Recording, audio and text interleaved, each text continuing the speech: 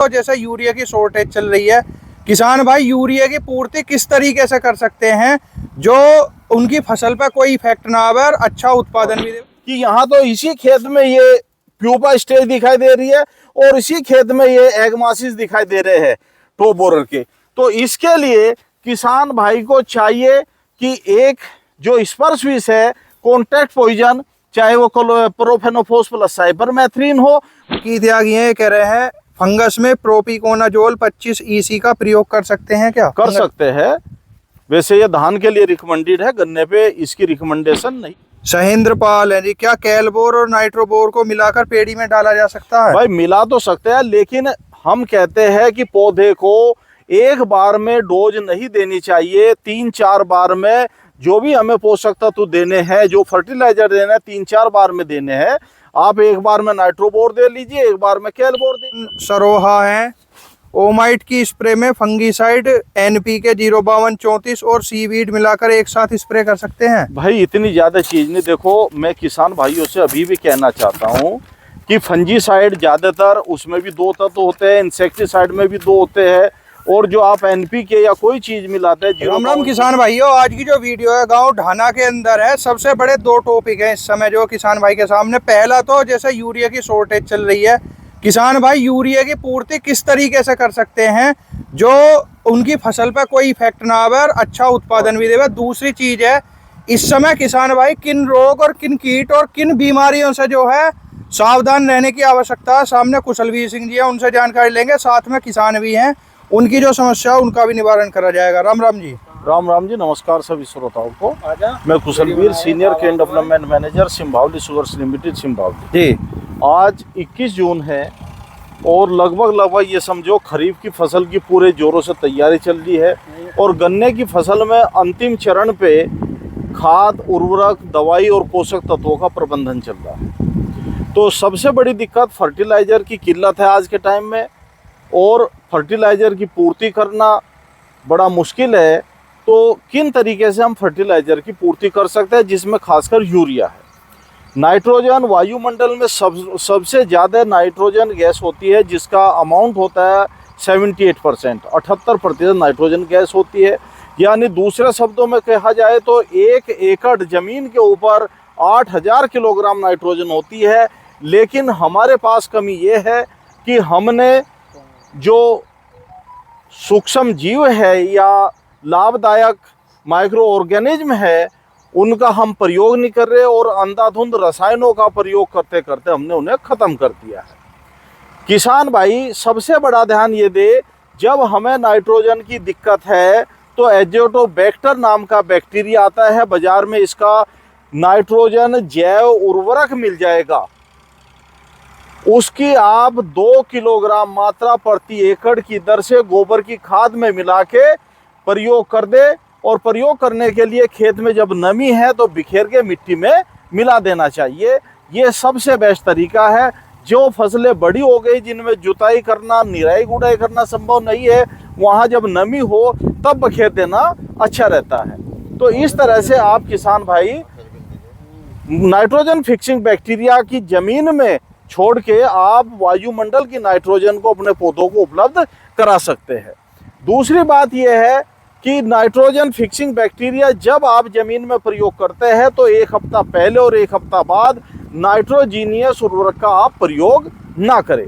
उसके बाद आप जो यूरिया है उसकी 2 किलोग्राम मात्रा प्रति एकड़ की दर से या 4 किलोग्राम मात्रा प्रति एकड़ की दर से 200 लीटर पानी में घोल बना के खड़ी फसल पे स्प्रे करेंगे, तो आपका जो नाइट्रोजन आप पौधे को दे रहे हैं पत्तियों के माध्यम से उसका समुचित उपयोग हो जाएगा।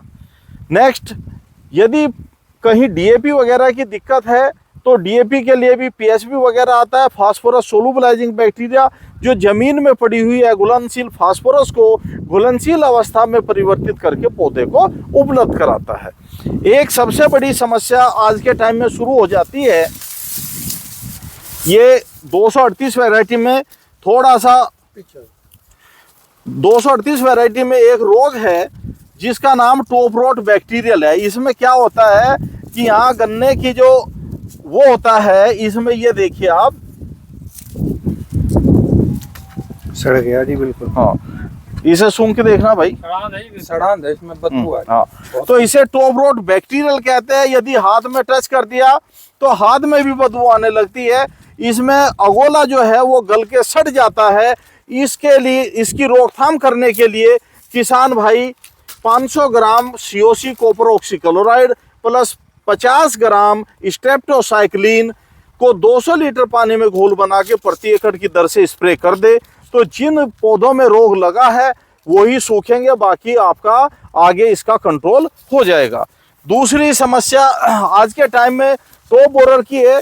जो टॉप बोरर के साफ लक्षण ये दिखाई दे रहे हैं, इस तरह से टॉप बोरर के लक्षण दिखाई दे रहे हैं। पत्तियों में छेद है और इसकी एक सबसे बड़ी समस्या ये है कि ये ओवरलैपिंग चल रही है। इसकी ओवरलैपिंग में ये छेद है जहां से सूंडी नीचे लार्वी घुस के और प्यूपा से एडल्ट बन के निकलती है, वो ये पॉइंट है। और इसमें ये है कि ये देखो प्यूपल स्टेज है, ये प्यूपल स्टेज है। हाथ करो हाथ, ये प्यूपल स्टेज है। इसमें पंख बढ़ने शुरू हो गए और ये कुछ दिनों में तितली बन के उड़ जाएगी। इसके साथ साथ एक समस्या और आ रही है कि यहाँ तो इसी खेत में ये प्यूपा स्टेज दिखाई दे रही है और इसी खेत में ये एगमासिस दिखाई दे रहे हैं टॉप बोरर के। तो इसके लिए किसान भाई को चाहिए कि एक जो स्पर्शविष है कॉन्टैक्ट पॉइजन, चाहे वो प्रोफेनोफोस प्लस साइपरमेथ्रिन हो, उसका आधा लीटर मात्रा प्रति एकड़ की दर से स्प्रे करे ताकि अंडे और तितली नष्ट हो जाए। और खेत में तीसरी पीढ़ी का अटैक रोकने के लिए आप CTPRL चाहे 50 ml ट्वेंटा हो या 150 ml कोराजन हो या कोई अन्य दवाई हो, फ्लेक्सी या वॉल्यूम हो, या ग्रेन्यूल में 8 किलोग्राम फटेरा हो, 5 किलोग्राम आपकी वर्टागो हो, इन दवाइयों का आप प्रति एकड़ की दर से प्रयोग कर सकते हैं। तभी टॉप बोरर से अपनी फसल बचा सकते हैं। साथ ही साथ एक समस्या और दिखाई दे रही है, जो आजकल ये समस्या बढ़ेगी, ये है ये पोका बोइंग की स्पष्ट लक्षण दिखाई दे रहे हैं। पोका बोइंग गन्ने का एक प्रमुख बीमारी है, लेकिन ये बीमारी इलाज करने से ठीक हो जाती है।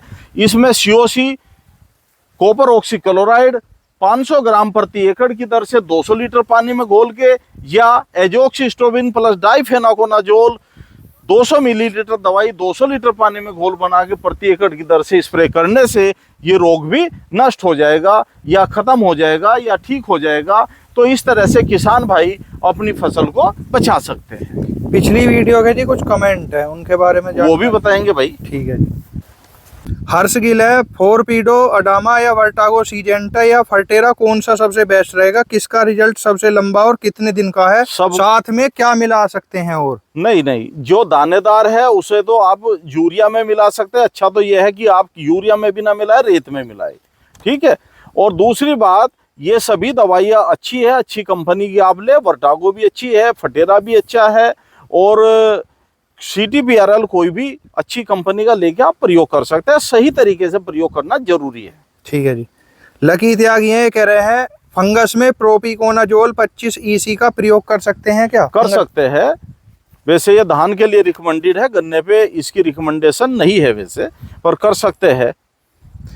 सहेंद्र पाल है जी, क्या कैलबोर और नाइट्रोबोर को मिलाकर पेड़ी में डाला जा सकता है? भाई मिला तो सकते हैं, लेकिन हम कहते हैं कि पौधे को एक बार में डोज नहीं देनी चाहिए। 3-4 बार में जो भी हमें पोषक तत्व देने हैं, जो फर्टिलाइजर देना है, 3-4 बार में देने हैं।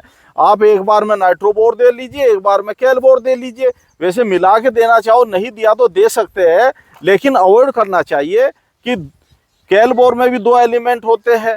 तो इस तरह से 2 एलिमेंट ही एक साथ देने चाहिए, इससे ज़्यादा नहीं देने चाहिए। ठीक है जी।